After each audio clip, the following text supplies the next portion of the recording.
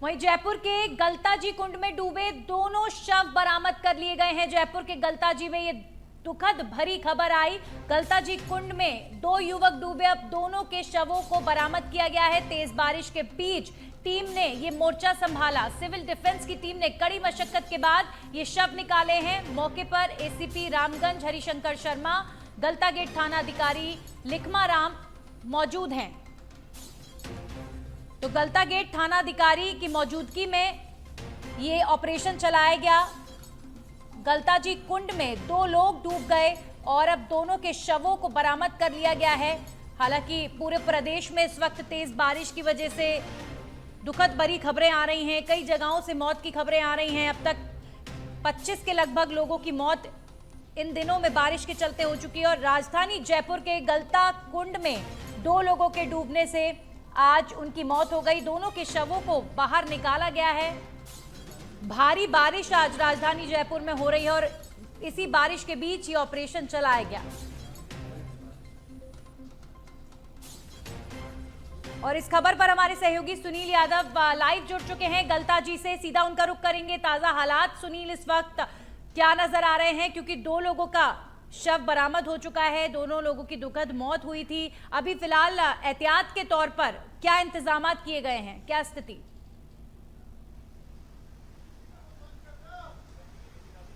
हाँ बिल्कुल नंदिनी, देखिए कि जो जयपुर में गलता जनाना कुंड है वहां से एक दुखद खबर जो है अभी हमने देखा कि किस तरह से जो दो युवक महज 20 साल उनकी उम्र थी और गलता जो कुंड है यहाँ पर आए थे, घूमने आए थे। और इस कुंड के ठीक सामने अभी हम खड़े हैं, आप देख सकते हैं कि ये वो कुंड है और इसी कुंड में वो जो दोनों युवक हैं वो कूद गए थे और अनजाने में वो कूदे थे। लापरवाही हालांकि उनकी थी। और जो वीडियो जर्नलिस्ट हेमंत शर्मा को कहूंगा वो दिखाइए, वो जो दीवार आप देख रहे हैं गलता कुंड की, इसी वो दीवार है। इस दीवार से वो दोनों छलांग लगाते हुए जो सामने कुंड दिख रहा है इस कुंड में वो कूद गए थे। उसके बाद तुरंत यहाँ जो लोग मौजूद थे वो थाना को सूचना दी, पुलिस स्टेशन में सूचना दी, साथ ही साथ सिविल डिफेंस में सूचना दी। इसके बाद सिविल डिफेंस की टीम ने करीब 1 घंटे का रेस्क्यू कर दोनों शवों को बाहर निकाल लिया।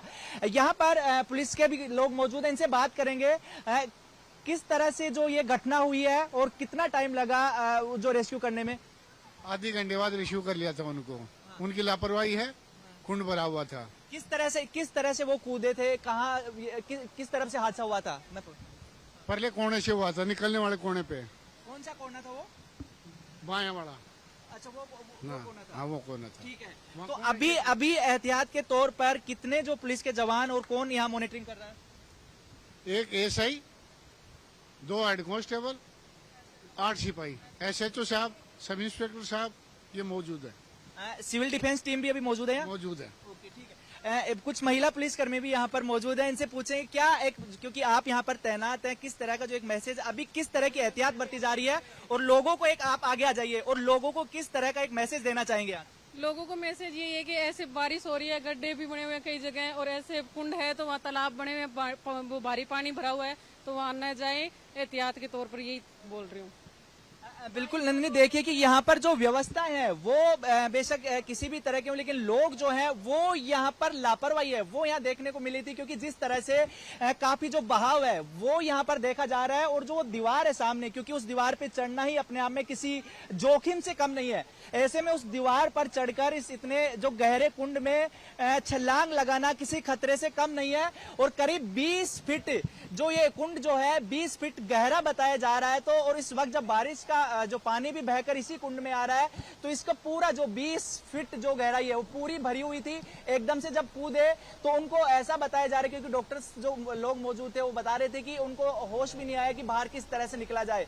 और जब तक सिविल डिफेंस की टीम यहाँ पर पहुंची तब तक उन दोनों की जान जा चुकी थी। और सिविल डिफेंस ने जब रेस्क्यू किया, पहले एक शव को निकाला, उसके करीब आधा से पौन घंटे बाद दूसरा शव है वो मिला है। पूरे मामले में जो एसीपी रामगंज हैं हरिशंकर शर्मा वो यहाँ पर मौजूद रहे, एसएचओ जो थानाधिकारी वो यहाँ पर मौजूद रहे।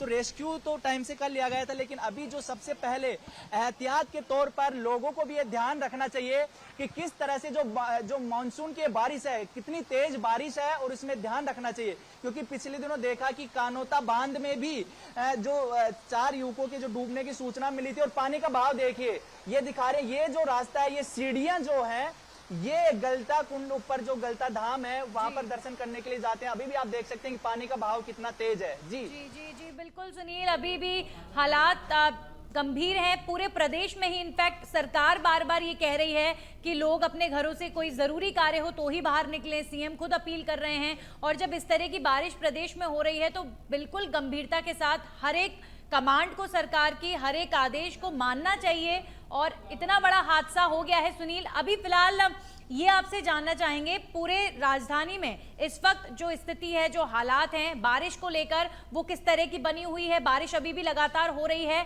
और आने वाले दिनों में क्या स्थिति रहेगी?